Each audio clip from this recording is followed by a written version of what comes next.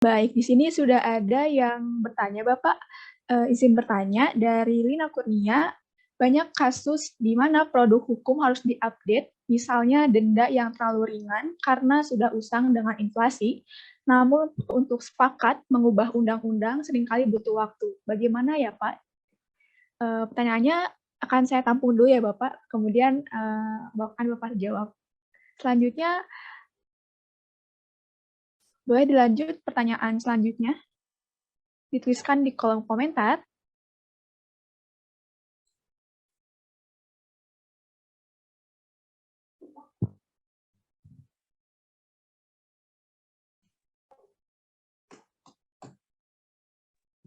Kalau belum, bisa saya respon dulu deh ini. Baik, Bapak, boleh. Ya. Oke. Ini penyakit. Karena kita kadung dicekokin atau diajarkan bahwa kita itu menganut tradisi Eropa kontinental di mana peran legislator menjadi dominan. Padahal di sana sudah berkembang, di mana hakim juga itu bisa menjadi negatif legislator. Jadi hakim itu bisa melengkapi. Maka contoh, denda 1 gulden. Aduh, kita bayangkan sekarang kalau kasih 1 gulden begitu. Nah, terpatok sama undang-undang cara berpikir kita. Padahal itu peradilan itu bisa melakukan penafsiran, ya, konstruksi hukum, penemuan hukum, penghalusan hukum. Hakim-hakim dalam negara sipil, law system itu sudah berkembang ke arah sana. Jadi hakim itu bisa kalau misalkan ada undang-undang yang saling bertentangan atau yang bagaimana menerapkan dalam perkara. Jadi kalau pertanyaan awalnya tadi, what is the law? Pada saat kita bicara penegakan, what the law is? Hukum yang mana yang bisa diterapkan?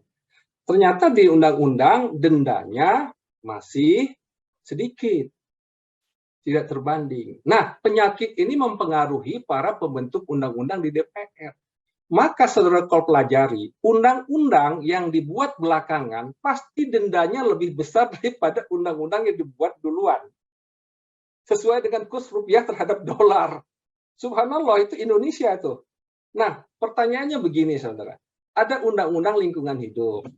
Dendanya 100 juta. Undang-undang kehutanan, dendanya itu 10 miliar.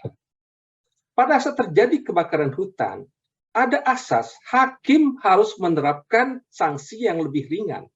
Oke? Jadi kalau ada 2 undang-undang mengatur sanksi itu, yang mana yang dipakai hakim? Pasti yang 100 juta. Oke? Pertanyaannya, apa gunanya bikin undang-undang yang bikin sanksi 10 miliar dendanya? Toh ada asas itu. Kenapa tidak itu diberikan kesempatan bagi jurisprudensi untuk mendinamisasi hukum positif kita. Jangan semua hanya terpada legislator, pembentuk undang-undang semata-mata. Tapi tradisi berpikir kita masih bisa belum beranjak, meskipun sejak tahun 80 sudah ada convergent trend, tapi kebanyakan begitu. Tidak mungkin ini terapkan, terlalu kecil ini. Jadi undang-undang yang belakangan, coba pelajari ya, dalam 20 tahun terakhir, itu sanksi dendanya lebih besar. Karena selalu dihitung kurs rupiah terhadap dolar. Padahal kalau yang sejenis tadi contohnya ya, saya sudah katakan, toh hakim tidak mungkin menerapkan itu. Nah, jadi mestinya hakim bertanya, 1 gulden tahun 1942 dengan sekarang tahun 2022 itu berapa nilainya? Dihitung dengan inflasi berapa kali, belum sanering tahun 64 terjadi 1.000 rupiah jadi 1 rupiah, itu bisa dihitung, ditafsirkan oleh hakim. Jadi dendanya harus begini. Hakim kita nggak berani memutuskan itu karena tradisi berpikirnya adalah semata-mata menjalankan perintah undang-undang. Kalau dalam undang-undang satu holden, ya hakim harus menyatakan satu holden. Celaka nggak? Nah, ini ya ujung-ujungnya pendidikan hukum juga, tapi rasanya sih kita sudah mengubah itu sejak lama ya. Tapi kenapa ya penegak hukumnya berpikirnya masih seperti tradisi-tradisi legisme begitu? Saya juga tidak paham. Itu kira-kira Natalia Radla. Jadi simpulannya ya kalau kita baca undang-undang selalu ketinggalan. Ya, selalu ketinggalan. Tidak bisa undang-undang itu mengikuti perkembangan zaman. Tapi kan ada lembaga peradilan yang menegakkan itu. Disitulah hakim, lembaga peradilan, itu bisa mendinamisasi hukum posisi tadi, undang-undang itu. Dengan apa kewenangan untuk tadi melakukan penafsiran hukum, konstruksi hukum, penghalusan hukum, begitu ya. Saya kira di situ hukumnya menjadi lebih hidup. Tapi karena kita terjebak sama tradisi legisme, di mana hakim hanya menjalankan undang-undang apa adanya, dan hakim juga tidak berani untuk membuat suatu terobosan, kecuali Hakim Bismar Siregar ya. Pernah dengar? Almarhum Hakim Bismar Siregar itu mungkin satu-satunya hakim yang berani membuat terobosan. Yang lain enggak, sampai hari ini. Kedua Artijo, ditambah hukuman si terobosan ya. Ya, benar nggak benar, tapi sudah berani melakukan terobosan lah. Tapi hakim lain kita belum tahu ceritanya. Kira-kira begitu. Silahkan. Baik, terima kasih banyak Bapak atas jawabannya. Apakah untuk saudari Lina Kurnia sudah cukup menjawab atau ada tanya lebih lanjut lagi? Baik, mungkin sudah cukup ya. Selanjutnya akan saya lanjut Bapak pertanyaan selanjutnya dari Yunik Natalia Universitas Kristen Maranatha. Apakah ada di ruangan Zoom meeting? Kepada Yunik Natalia dari Universitas Kristen Maranatha. Boleh langsung memverbalkan pertanyaannya kepada Bapak Dr. Indra. Baik, mungkin tidak ada ataupun ada kendala.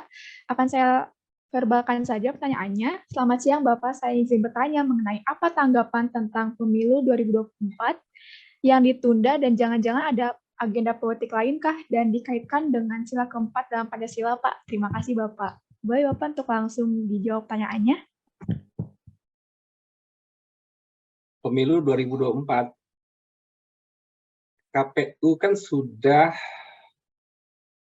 membuat jadwal, ya, dan tidak bisa mungkin ditunda kecuali ada hal-hal yang memang oleh hukum dimungkinkan. Contohnya begini, contohnya ya, ternyata dalam jadwal itu kan nanti ada masa persiapan, pelaksanaan, di situ ada diatur ya, masa pendaftaran kan, batas akhir pendaftaran, kan yang daftar itu pasangan apa oleh partai politik atau gabungan partai politik. Tiba-tiba di hari H waktu pendaftaran cuma ada satu pasangan presiden, calon presiden, wakil presiden. Gimana menurut hukum? Kan nggak boleh. Artinya harus dibuka, diperpanjang lagi. Pendaftaran itu diulang masanya. Kan gitu. Nah, itu berakibat apa? Perpanjangan masa jabatan presiden. Mau nggak mau kan? Makanya, kalau di situ kan kita nggak bisa apa-apa. Karena memang hukum. Terus kemudian, katakanlah ada satu calon saja. Sebagian orang mengajukan ke MK nanti, ke Mahkamah Konstitusi. Nah, terus Mahkamah Konstitusi cuma memberi putusan, oke, satu calon nggak apa-apa, ditetapkan saja langsung jadi presiden, mau apa? Kan putusan MK itu final and binding. Kira-kira bisa begitu ya. Ini saya melihat penggantian pencopotan Aswanto diganti oleh Guntur ini, saya melihat mungkin ada agenda ke sana, itu dugaan saya ya. Tapi nanti bicaranya terlalu politik. Karena penundaan tidak mungkin kecuali atas dasar overmark. Dan saya ngeri sebetulnya dari teman-teman di geologi itu memang diprediksi 2023, 2024 itu mungkin kita akan diterjang oleh berbagai bencana. Nah, kalau itu terjadi, oleh situasi begitu, mungkin salah satu faktor yang bisa menunda pemilu 2024. Saya kira itu saja. Tanpa itu tidak ada alasan. Itu, Neng, silahkan. Baik, Bapak. Terima kasih banyak atas jawabannya. Apakah untuk unit Natalia sudah cukup menjawab atau ingin bertanya lebih lanjut lagi? Baik, mungkin sudah cukup. Kita lanjut pertanyaan selanjutnya dari Evan. Boleh untuk Saudara Evan memverbalkan pertanyaan secara langsung kepada Bapak Dr. Indra.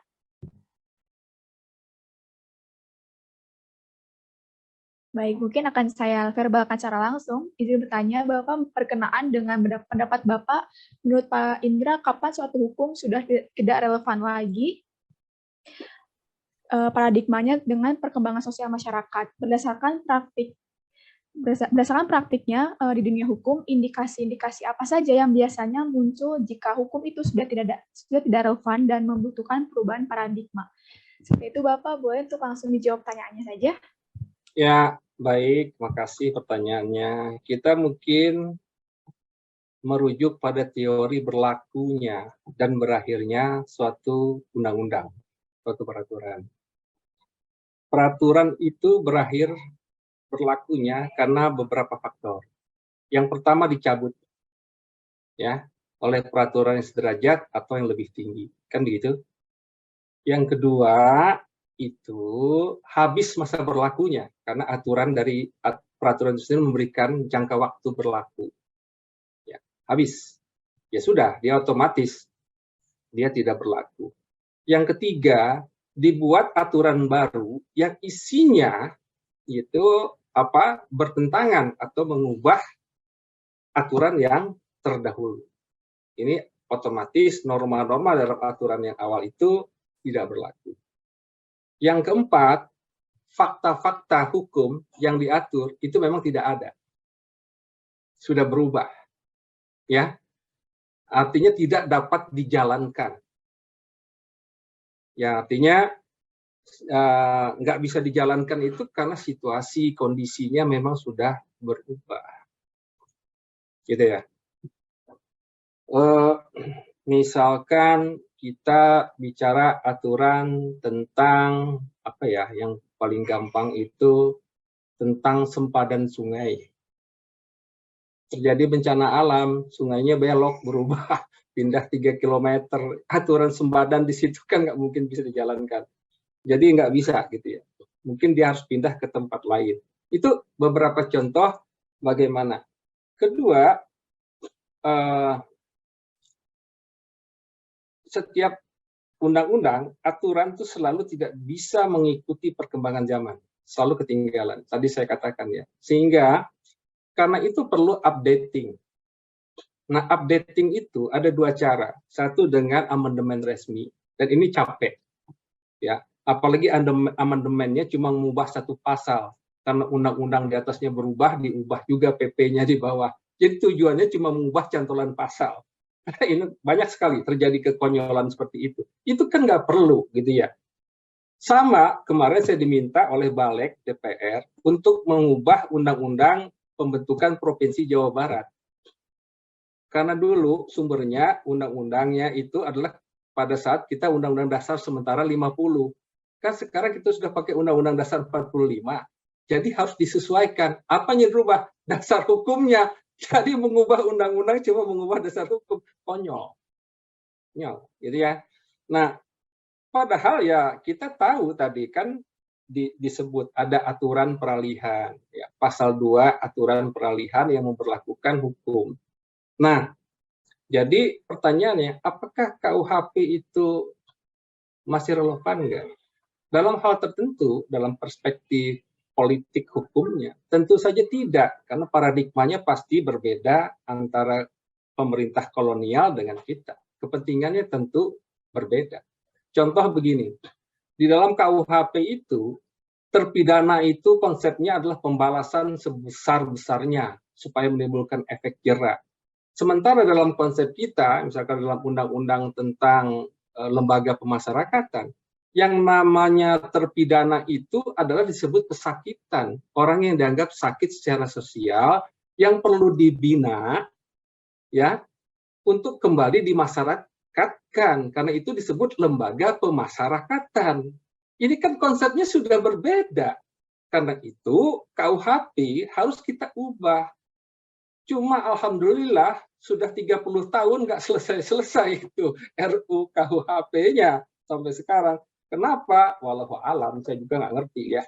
Kenapa nggak bisa dirubah. Jadi pertanyaannya, relevan atau tidak, sepanjang dia tidak diupdate, ya, baik oleh legislator secara resmi atau oleh putusan pengadilan, maka itu ditegakkan. Dan ini menjadi problem. Saya pernah bicara dulu di kalangan kampus, ya mahasiswa kuliah apa. Bilang ke mahasiswa, Dek, hati-hati kamu bawa pacar yang usianya menurut undang-undang perkawinan sudah sah dikawin, tetapi menurut undang-undang perlindungan anak, kamu melarikan anak gadis di bawah umur, bisa dibui. Nah, ini kan contoh. Di satu sisi, kita yang satu ini juga belum bisa, ya. Jadi ada updating di sana, misalkan usia dewasa berapa sih? Nah, ada yang 18 tahun ya, undang-undang pornografi. Ada yang perkawinan 17 tahun atau sudah kawin, ada 16 tahun buat perempuan, kemudian undang-undang peradilan anak, ya, undang-undang perlindungan anak, beda-beda. Undang-undang HAM juga beda.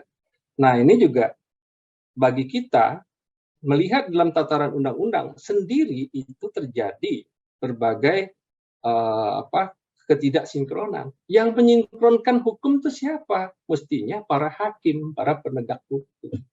Nah, masalahnya sampai saat ini kita masih belum melihat peran dari lembaga peradilan untuk mendinamisasi hukum itu sehingga hukum itu tetap bisa selalu relevan dengan kondisi saat ini. Saya kira begitu, Saudara Natalia. Baik, Bapak. Terima kasih banyak atas jawabannya. Apakah untuk Saudara Ivan ada pertanyaan lebih lanjut ataupun sudah cukup? Baik, sudah jelas. Terima kasih banyak Bapak atas jawabannya. Kita berlanjut pada pertanyaan selanjutnya dari STAI Asy Syukriyah Febriani. Boleh untuk Febriani memverbalkan pertanyaan secara langsung kepada Bapak Dr. Indra? Silahkan Febriani. Baik, sepertinya akan saya verbalkan saja pertanyaannya.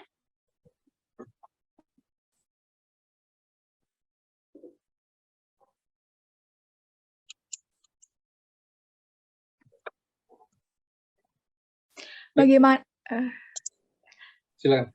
Baik, bagaimana dengan hukum Indonesia yang dikatakan masih menggunakan hukum Belanda? Apakah pembuat hukum sudah cukup puas atau hasil yang seperti ini, Bapak? Lalu, apakah dari pandangan Bapak jika konsep hukum Indonesia mesti dibuat konsep originalnya? Menurut Bapak bagaimana ya? Dan bagaimana dengan asas-asas hukum yang memang pada porsinya sudah ada pelaksanaan lapangannya ternyata tidak sesuai dengan asas yang dibuat, entah malah mencegah masyarakat ataupun bahkan merugikan masyarakat, Bapak. Seperti itu, Bapak. Terima kasih, Bapak, untuk langsung jawab pertanyaannya secara langsung. Ya, hukum itu kan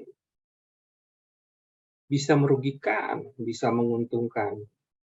Waktu ujian filsafat saya ditanya hukum itu apa, saya jawab itu goib. Kata Prof. Motor, jadi sama dengan hantu, ya. Nggak kelihatan, kadang-kadang menakutkan, kadang-kadang menyeramkan, kan gitu ya. Jadi makanya kalau kita dalam ranah hukum itu tadi saya katakan, masalahnya bukanlah benar salah, baik buruk. Hukum itu bicara lawful atau unlawful. Ini nggak adil, Pak, hukumnya. Ya, robah hukumnya. Gitu cara berpikir hukum ya. Orang hukum tuh begitu, jadi lawyer itu. Jangan kita lihat dari aspek yang lain. Nah, bagaimana hukum itu akan adil? Yang mana dulu? Kalau kita lihat di pasal 24 Undang-Undang Dasar, kekuasaan kehakiman itu menegakkan hukum dan keadilan. Kata dan itu apa? Apakah sekaligus menegakkan hukum dan keadilan, atau bisa menegakkan hukum saja dan menegakkan keadilan saja, atau yang dimaksud keadilan menurut hukum? Ini diskusi sendiri, ya, diskusi sendiri. Karena kalau dalam sistem Anglo-Saxon tidak ada hukum sama sekali, orang bisa mengajukan ke pengadilan kalau rasa keadilan dia terganggu. Oh, subjektif Pak ya, kan rasa keadilan dia tentu, ya memang begitu, tapi itu sistem. Dia mengajukan ke pengadilan, kalau pengadilan kemudian memenangkan dia, membuat putusan dia, itu jadi hukum. Begitu loh. Cara berpikir orang Anglo-Saxon begitu, mereka lebih duluan menegakkan keadilan. Jadi karena itu di sana tidak boleh ada hakim menolak, dan itu sudah masuk ke sistem Eropa kontinental. Hakim tidak boleh menolak, termasuk di Indonesia, di Undang-Undang Kekuasaan Kehakiman, dikatakan hakim tidak boleh menolak perkara atas alasan tidak ada undang-undangnya. Artinya tradisi Anglo-Saxon sudah masuk. Jadi kita bisa mengajukan suatu gugatan permohonan meskipun belum ada undang-undangnya dengan argumentasi rasa keadilan kita terganggu. Saya dipelototin Pak Indra dari tadi sehingga saya tidak nyaman, saya lapor, nggak ada undang-undangnya tuh artinya. Pokoknya saya nggak nyaman, itu harus diterima dalam sistem Anglo-Saxon. Tapi karena hakim kita cara berpikirnya Eropa kontinental, maka dia buka undang-undangnya. Nggak ada deh, sorry ya.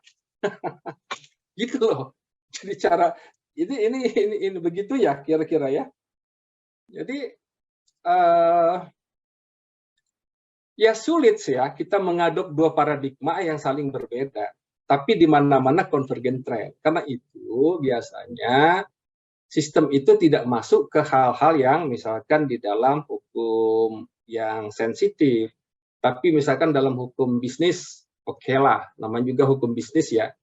Tradisi-tradisi itu boleh konvergen karena dia menyangkut bisnis, dan bisnis itu dari negara manapun kan kesepakatan ya, bisa dari Eropa kontinental, tapi kalau hukum perkawinan itu agak susah, kita menyerap sistem Anglo-Saxon ya.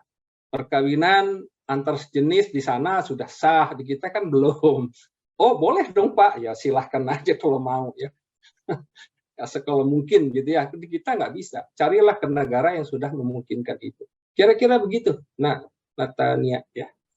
Baik Bapak, terima kasih banyak atas jawabannya. Kepada Febriani, apakah sudah cukup atau masih ada pertanyaan lebih lanjut? Baik, sepertinya sudah cukup. Kita lanjut tanya selanjutnya dari Rizky Juleranda, Universitas Riau. Boleh untuk Rizky Juleranda memverbalkan pertanyaannya langsung kepada Bapak Dr. Indra? Halo. Baik, terima kasih sebelumnya moderator. Izin bertanya Pak Indra, saya ada 3 pertanyaan. Pertama, nah apabila kita melihat dari sisi sejarah, keberlakuan KUH Perdata di Indonesia itu kan berlaku dengan pasal 2 aturan peralihan Undang-Undang 1945. Nah, berbeda dengan KUHP yang kemudian diperkuat dengan Undang-Undang Nomor 1 Tahun 1946. Nah, menurut Bapak, bagaimana sih Pak status hukum dari KUH Perdata ini? Apakah dengan ketentuan peralihan ini sudah membuat posisinya itu sama kuat dengan undang-undang lainnya yang berlaku pada saat ini? Kemudian pertanyaan saya yang kedua Pak, kemudian kalau kita melihat pasal 5 ayat 1 Undang-Undang Kekuasaan Kehakiman, yang mana mengatakan bahwasannya hakim dan hakim konstitusi wajib menggali, mengikuti dan memahami nilai-nilai hukum dan rasa keadilan yang hidup di dalam masyarakat. Nah, menurut Bapak, apakah ini akan membuka celah bahwasannya kekuasaan kehakiman di Indonesia itu akan menggunakan hukum bicara baik atau buruk? Hal ini pasti akan kontradiktif yang dengan Bapak katakan tadi bahwasanya hukum tidak bicara baik atau buruk, melainkan benar atau salah. Dan apakah ini akan bertentangan dengan semangat positivisme hukum di Indonesia? Nah, pertanyaan yang terakhir adalah Pak, permaafan hakim ini kan sudah mulai diakomodir dalam RKUHP Pak. Nah, di Belanda pun kalau nggak salah saya juga sudah diberlakukan Pak. Nah, menurut Bapak, apakah permaafan hakim ini atau retaliatory pardon atau judicial pardon ini cocok untuk diterapkan di Indonesia, Pak? Sekian, terima kasih, Pak. Baik, saya langsung jawab nih. Boleh Bapak langsung dijawab pertanyaannya. Ya, menarik pertanyaannya ya. Luar biasa. Ini Riau ya, dari Unri ya. Ada bimbingan saya dulu Dr. Meksasai Indra di sana. Masih ngajar di sana nggak nih? Baik. Apakah aturan peralihan sama kekuatannya? Ya, aturan peralihan itu undang-undang levelnya lebih tinggi dari undang-undang dasar, di undang-undang dasar lebih tinggi dari undang-undang. Jadi pasal 2 aturan peralihan itu memperlakukan hukum kolonial itu pada masa. Ini si malakama. Karena kita begitu merdeka itu sebenarnya ingin melepaskan hukum kita dari sistem kolonial. Masalahnya tradisi hukum kita kan hukum adat. Hukum adat itu tidak tertulis dan celakanya bangsa ini sangat beragam. Hukum adat mana yang mau dipakai? Adat Jawa, pasti orang Minang marah nanti kan? Jangan begitulah. Nah, atau masing-masing kita serahkan. Itu nanti asas kepastiannya di mana? Ini dilema. Jadi suka tidak suka, akhirnya kita memperlakukan hukum kolonial itu secara tahap demi tahap itu kita ganti, ya, kan begitu. Nah, KUH Perdata tidak pernah diundangkan seperti Wetboek Pansrafrecht, ya. Ini Wetboek Pansrafrecht itu diundangkan kenapa? Karena dia banyak modifikasi. Kalau Anda baca KUHP sampai tahun 65 tradisi kodifikasi itu masih dilanjutkan oleh Indonesia. Jadi kalau kita bikin undang-undang, ada pasal pidana, itu nggak dimasukkan dalam undang-undang itu. Pasal pidana diselipkan di KUHP, karena itu ada pasal bis. Kalau Anda baca di KUHP ada pasal bis. Itu baru dibuat setelah kita merdeka, 17 Agustus 45. Disisipkan di sana. Nah, jadi memang sudah ada adaptasi dengan Wetboek Pansrafrecht itu dalam hukum Indonesia sudah mulai dimasukkan. Nah, tradisi kodifikasi itu baru ditinggalkan tahun 65, masa Orde Baru. Pada saat kita membuat paket pertama Undang-Undang Pembangunan Ekonomi, di sana ada pasal sendiri, karena butuh cepat, nggak ada waktu ya. Kata kita butuh investor membangun ekonomi, ya sudah ditaruh di undang-undang masing-masing. Di Undang-Undang Perbankan ada sanksi pidana, Undang-Undang Kehutanan, Pertambangan, Mineral, itu semua ada sanksi pidana.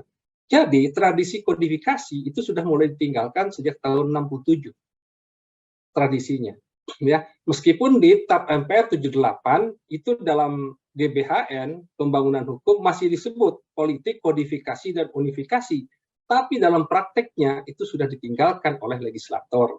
Ini menarik, ya. Jadi aturan peralihan itu sudah mulai. Yang pertama itu yang buku 2 ya. Agraris Web-nya itu sudah kita rubah ya dengan UUPA yang konon katanya dari adat kita, padahal enggak ya. Toh di sana masih bicara hak milik, HGB, HGU. Itu kan konversi dari Eigendom, Erfrecht, dan Opstal.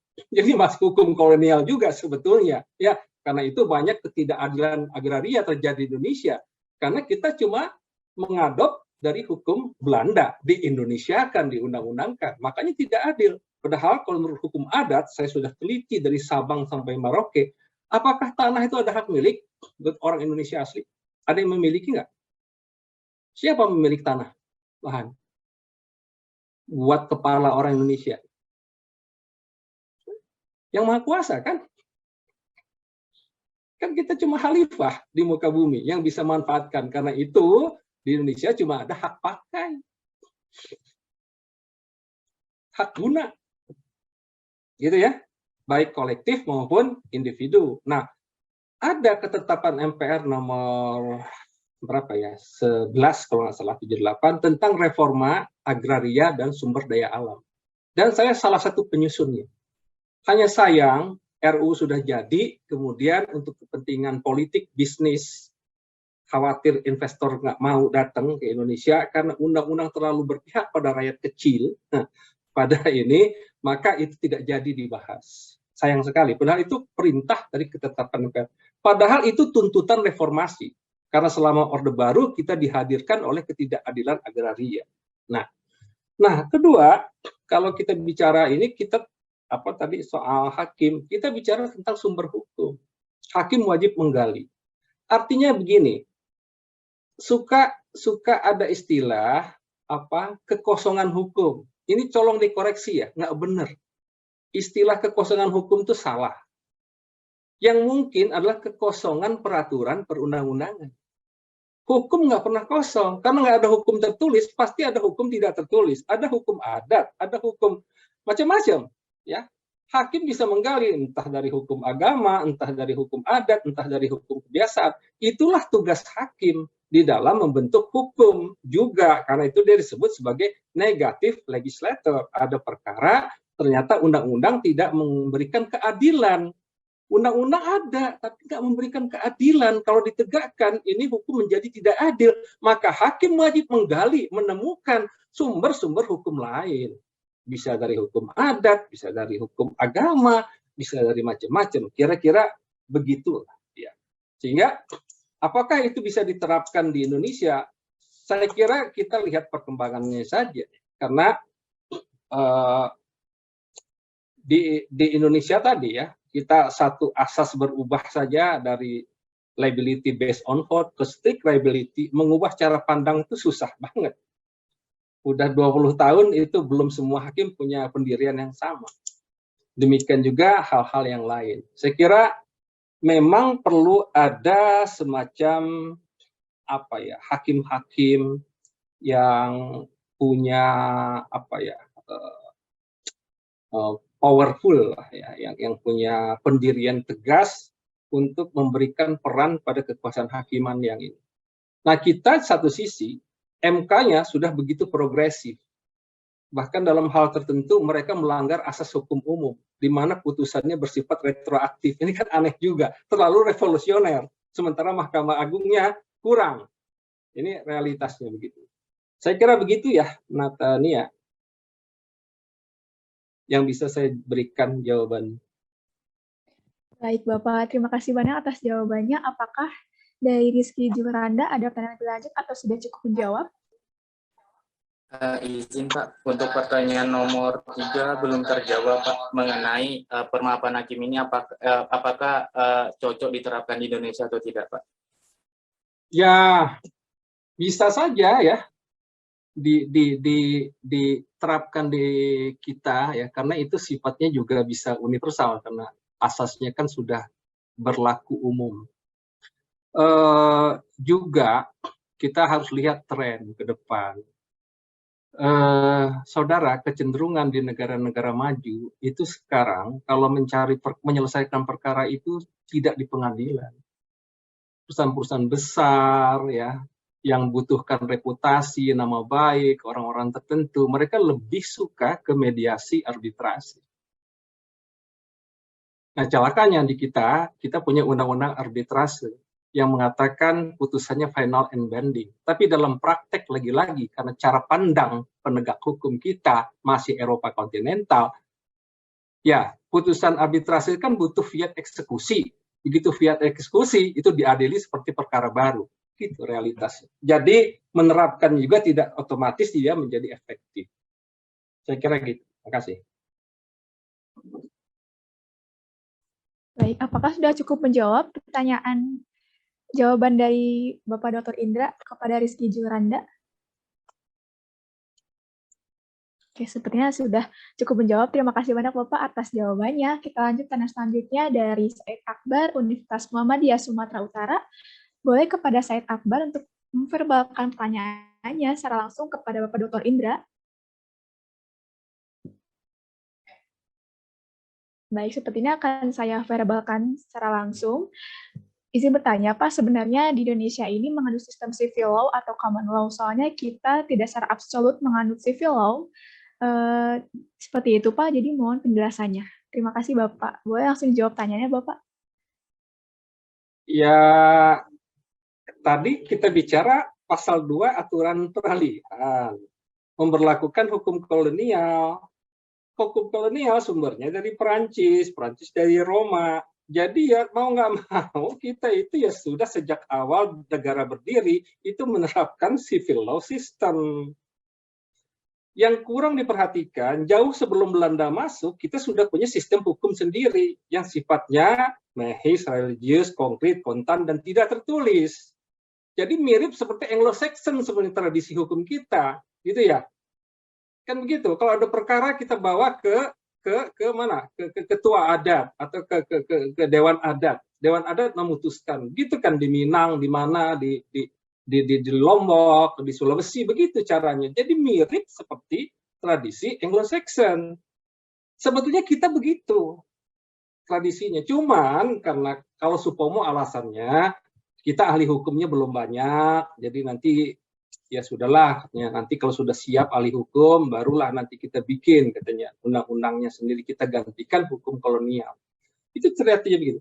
Jadi ya ini bukan tidak sepenuhnya, awalnya sepenuhnya. Nah, sekarang mulai dekade 80-an, khususnya di lapangan hukum bisnis, di copyright, IPR, intellectual property, ya gitu ya, itu kita mulai adopt. Sekarang waktu misalkan saya kan dulu ada gugus haki di Unpad, ya. Kita cerita, kumpulin profesor-profesor ini di semua fakultas, saya bilang, ada profesor, kalau nggak salah Profesor Jumhur, berapa lama saya harus nunggu paten itu keluar? 6 bulan, Prof, saya bilang. Dalam 6 bulan, berapa puluh ribu nyawa yang bisa saya tolong dengan obat saya? Kalau Bapak nggak perlu itu ya silahkan, nggak perlu, katanya. Jangan pakai berpikir orang barat, individuali, kapitalisme, gitu kan? Ini bukan soal kapital, ini soal humanis. Nah, terus saya ke Bali. Di Bali itu karya, itu dijiplak satu kampung. Jadi ada satu kampung di Bali, produk lukisan dan karya ininya sama. Terus si senimannya saya tanya, kamu nggak apa dijiplak? Lah malah seneng kalau karya saya dipakai orang, diikutin orang. Ini paradigmanya lain sama barat. Kan begitu.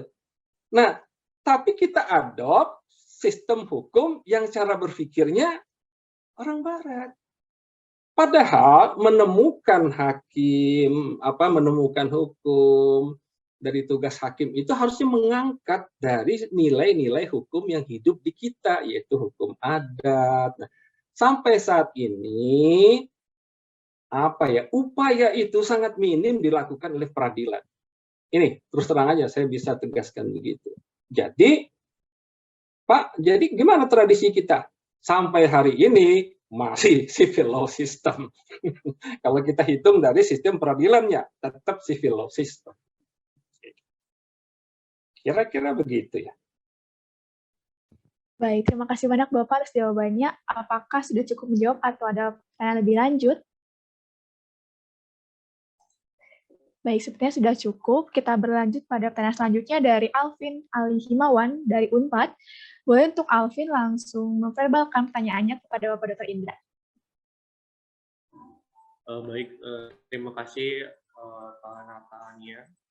Izin bertanya Pak Indra, tadi kan Bapak dibuka dengan menjelaskan tentang sejarah ya awal mula terbentuknya hukum, lalu ya awal mula terbentuknya dua sistem hukum, civil law dan common law. Nah, pertanyaan saya tadi kan Bapak menjelaskan tentang ubis societas civius di mana masyarakat berhukum. Lalu juga saya pernah mendengar bahwa hukum itu tumbuh dan berkembang bersama masyarakat. Lalu juga tadi Pak Indra menjelaskan bahwa hukum adalah sistem nilai yang mengatur masyarakat. Nah, pertanyaan saya dari penjelasan Bapak mengenai proses sejarah hukum dan penjelasan yang tadi, sebenarnya itu masyarakat yang membentuk hukum atau hukum yang membentuk masyarakat, Pak?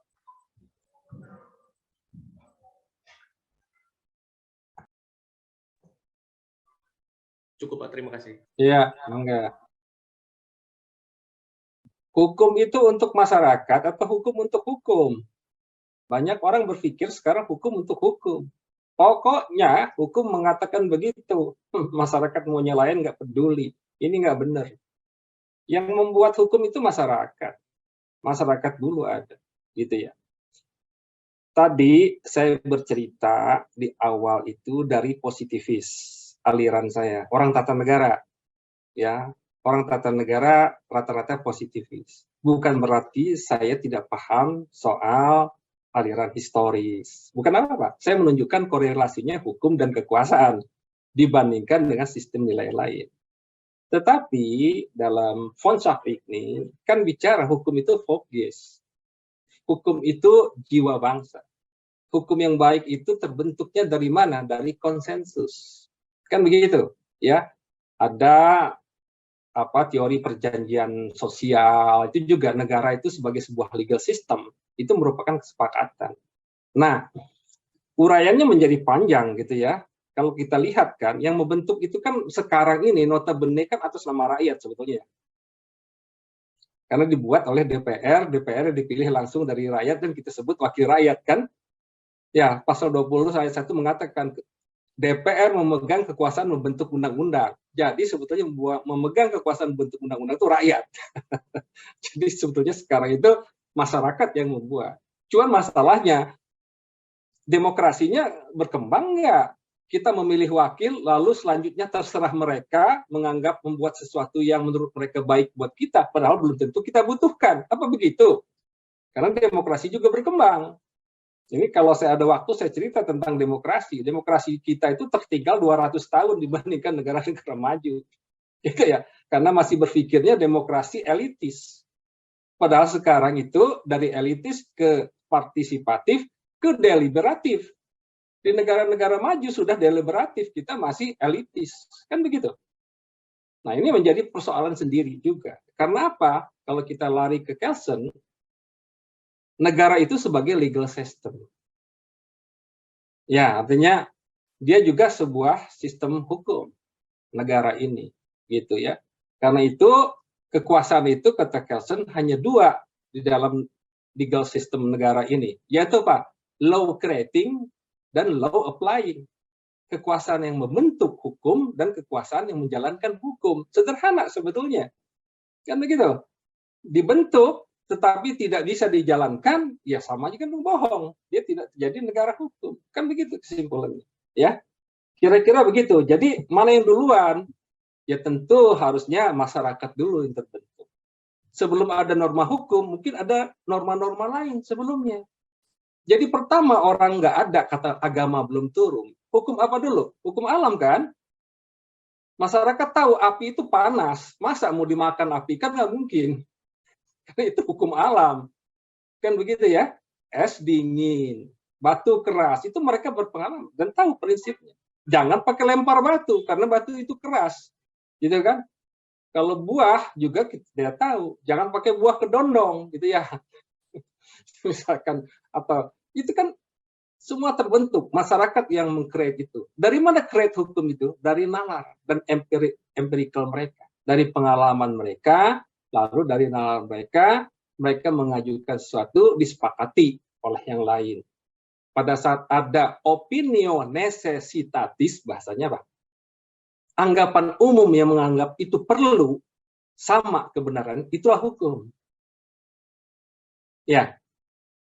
Ada sebuah perbuatan oleh seseorang diikuti sama yang lain dan dianggap menjadi suatu wajar, itulah hukum. Itu cerita dari aliran-aliran historical, aliran sosiologis. Dan itu benar. Tidak salah. Nah, pertanyaan saya sekarang begini, saudara, supaya Anda paham ya. Anda belajar perdata nih, ada yang ngambil perdata kan? Ya, atau hukum bisnis. Di KUH Perdata dikatakan, perjanjian mengikat bagaikan undang-undang bagi para pihak. Benar nggak? Oke. Yang mengikat itu perjanjian itu mungkin ya buat orang yang orang hukum perdata, iya, karena kita membuat kata sepakat, maka dia mengikat bagi undang-undang. Saya orang tata negara kan bukan, karena undang-undang mengatakan begitu. Seandainya KUHP nggak ada pasal itu, maka nggak akan begitu. Bisa paham nggak? Artinya apa? Dia perintah penguasa itu. Makanya tadi saya awalnya bicara dari Austin dan Kelsen. Karena pada hakikatnya, apapun ya, itu adalah perintah penguasa, kehendak negara. Kira-kira begitu, Alvin. Mudah-mudahan bisa diikutin. Ya, baik, Pak Indra. Terima kasih. Ya, sama-sama. Baik, terima kasih banyak kepada Bapak Indra atas jawabannya dan terima kasih juga kepada Alvin atas pertanyaannya. Kita lanjut pertanyaan selanjutnya dari Dewi. Boleh untuk Dewi memverbalkan pertanyaan secara langsung kepada Bapak Dr. Indra?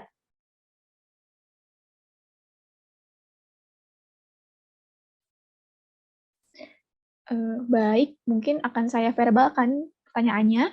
Izin bertanya, Bapak terkait harta bersama dalam Undang-Undang Kepailitan masih merujuk pada BW, di mana BW menganut persatuan harta antara suami dan istri, sedangkan terkait harta bersama ini sudah mendapatkan pengaturan yang berbeda di dalam Undang-Undang Perkawinan, di mana harta bersama yang hanya mencakup hal-hal yang dihasilkan selama perkawinan. Sedangkan untuk harta yang diperoleh sebelum perkawinan ataupun warisan yang didapat setelah perkawinan tetap berada di bawah penguasaan masing-masing.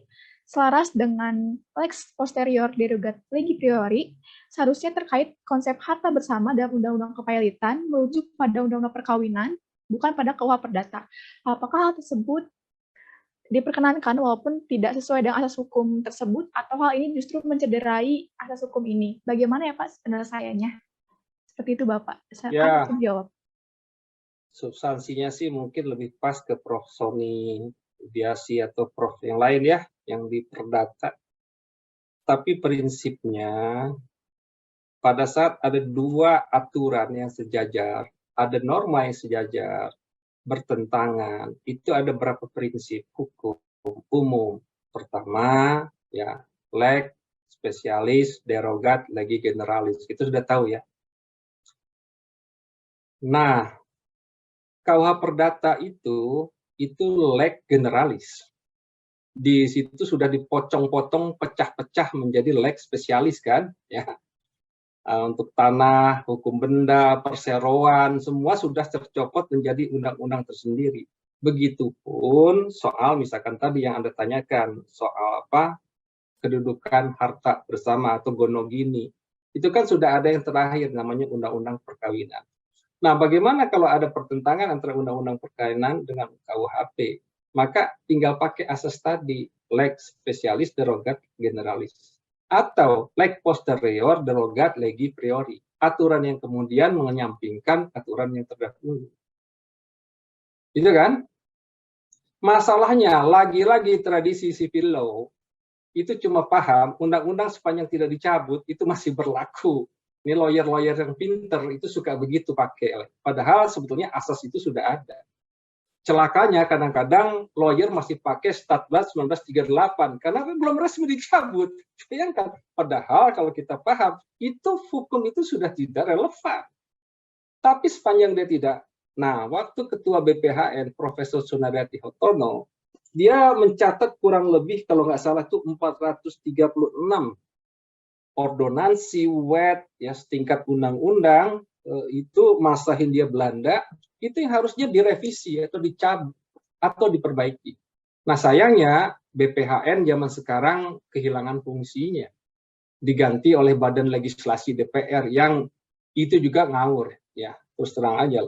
Jadi tidak ada yang guidance arah pembangunan hukum kita, kemana di bawah hukum kita, sistem hukum ke depan.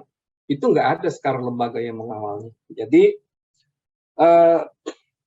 Jadi kalau saya tanya, sebetulnya asas itu menjadi pedoman. Kan asas itu lebih tinggi dari norma ya. Asas hukum umum itu lebih tinggi pedoman. Tapi dalam praktek, kadang-kadang orang suka mencari celah, loophole. Oh ini undang-undangnya masih ada, pakai begitu. Nah, contoh begini, di undang-undang arbitrase, putusan arbitrase itu final and binding. Kecuali kalau dalam proses ada para pihak yang memang beritikat buruk, menyembunyikan fakta, atau katakanlah memberikan fakta-fakta yang tidak benar, itu bisa. Itu dipakai terobosan untuk membawa putusan akhir itu ke pengadilan. Itu dalam praktek terjadinya. Dan celakanya, hakim tidak diberikan pemahaman, atau bukan tidak diberikan, ya, tidak mau kali ya. Mestinya hakim menolak itu. Tidak, ini kan sudah ada putusannya. Tinggal kami eksekusi saja, bukan perkara baru. Hakim boleh menolak atas alasan tadi, dia alasan kompetensi relatif atau kompetensi absolut. Jadi hakim menyatakan ini di luar kewenangan. Harusnya. Tapi jarang sekali hakim menolak perkara atas alasan mereka tidak punya kompetensi untuk itu. Dan itu problemnya. Kira-kira begitu ya, mungkin mudah-mudahan bisa menjawab arah pertanyaan saudara. Terima kasih. Baik Bapak, terima kasih banyak atas jawabannya. Kita berlanjut tanyaan selanjutnya dari Rizik UIN Jakarta. Boleh untuk Rizik untuk memverbalkan pertanyaan secara langsung kepada Bapak Dr. Indra.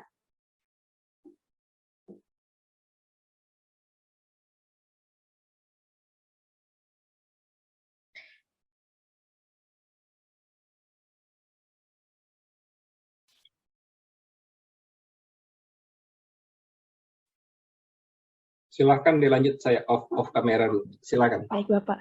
Sepertinya akan saya verbalkan pertanyaannya. Ya, silakan. Tunggu sebentar Bapak.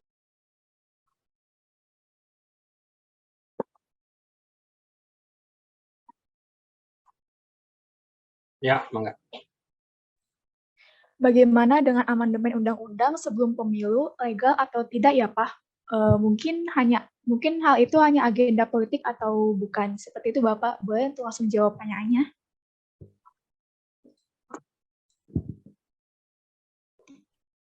Saudara ingat nggak 20 hari sebelum berakhir jabatan Presiden SBY mengundangkan undang-undang pemerintahan daerah.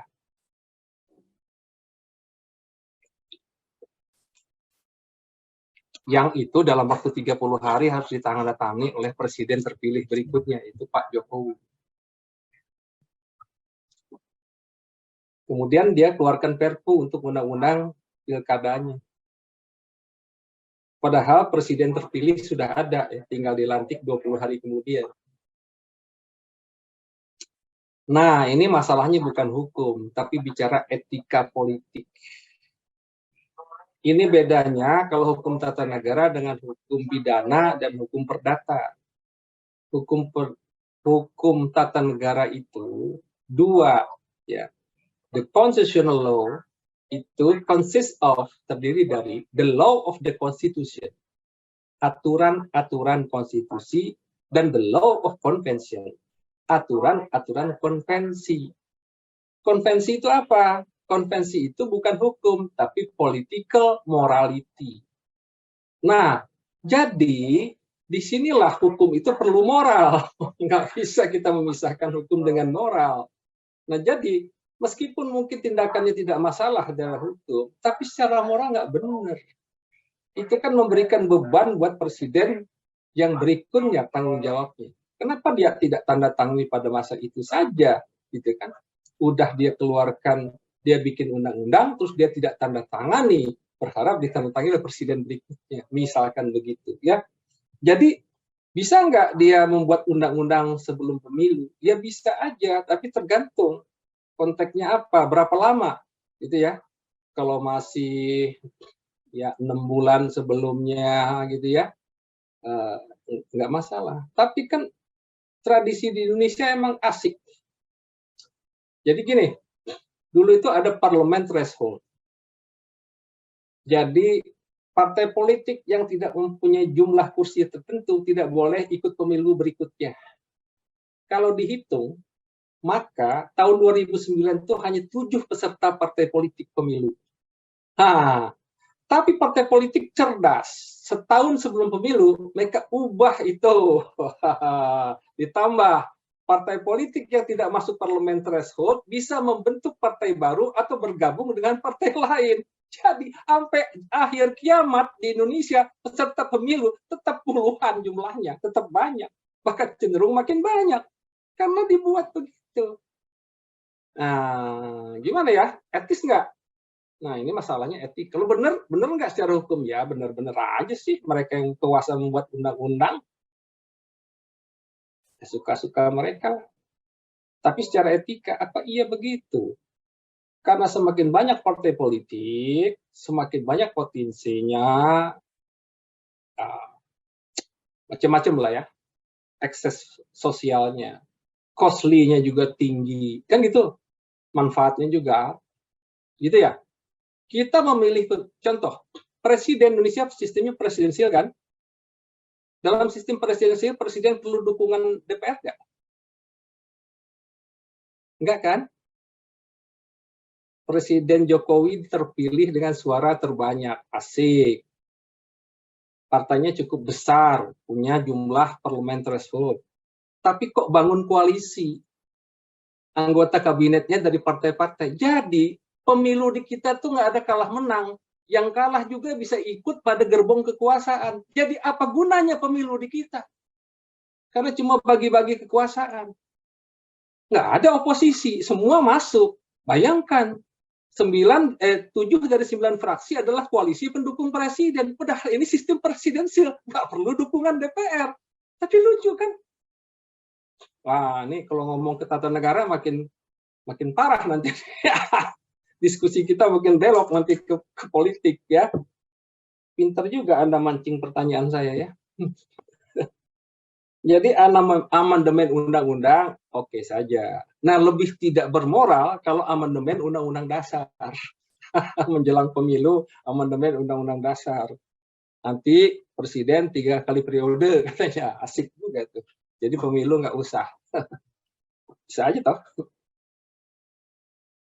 Itu ya, kira-kira begitu. Jadi secara hukum tidak ada masalah. Pertanyaan kita adalah hukum tata negara itu tidak semua itu kehidupan tata negara itu berdasarkan hukum. Tapi ada juga disebut the law of convention. The law of convention itu adalah political ethic atau political morality.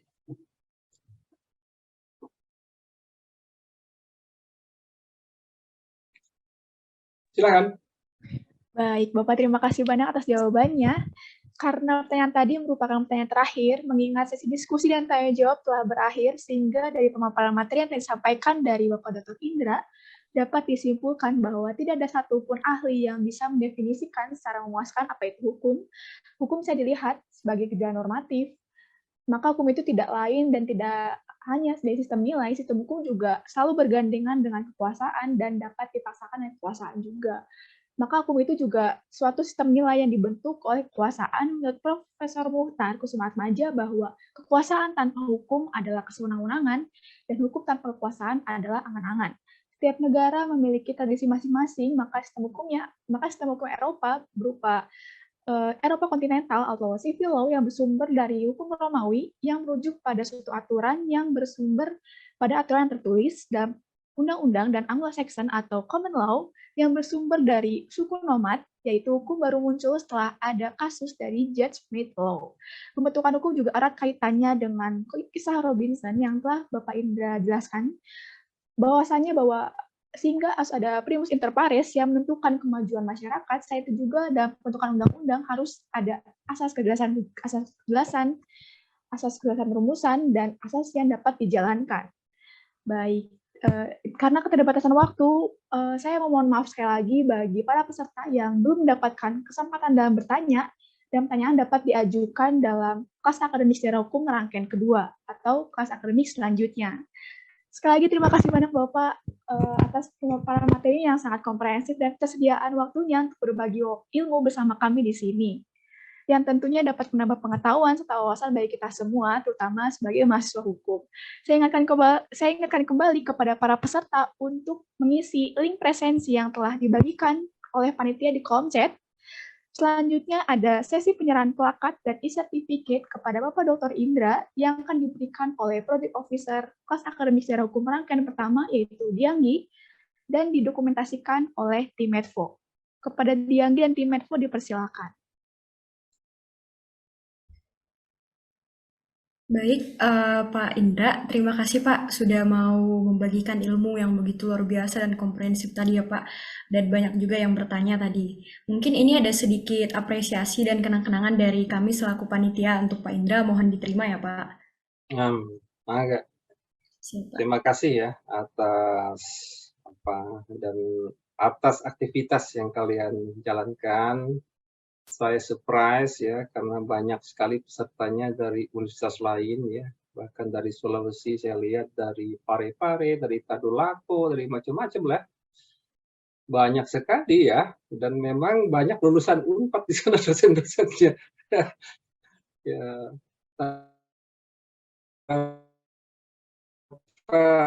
junior saya ya di sana, banyak sekali dokternya, juga dari tempat-tempat lain ya, bahkan dari ya ini buat saya suatu tradisi yang harus dikembangkan, bukan hanya di Unpad ya. Saya menantang justru universitas lain juga nanti mengajaklah kita diskusi begitu, jika kita sharing ya, berbagi ilmu dalam rangka kita makin mengembangkan kemampuan kita. Terima kasih sekali lagi.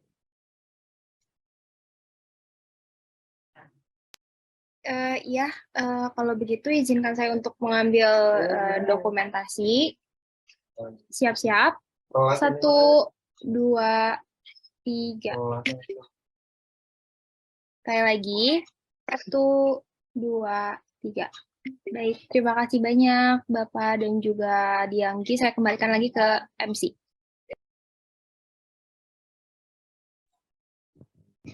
Baik, terima kasih banyak kepada Dianggi dan tim Medfo yang telah melakukan dokumentasinya pada hari ini. Baiklah, teman-teman, sudah sampailah kita pada penghujung acara. Saya ingin mengucapkan terima kasih banyak yang sudah sebesar-besarnya mewakili panitia beserta jajarannya. Tidak lupa kami juga ucapkan terima kasih kepada para peserta yang telah antusias dan berpartisipasi dalam kegiatan ini sehingga berjalan dengan lancar. Akhir kata, saya mengucapkan terima kasih banyak dan mohon maaf apabila ada kesalahan selama kegiatan berlangsung. Saya Natania, selaku Master of Ceremony, pamit undur diri. Wassalamualaikum warahmatullahi wabarakatuh. Shalom, Om Santi, Santi, Santi Om. Namo Buddhaya dan Salam Kebajikan bagi kita semua. Terima kasih.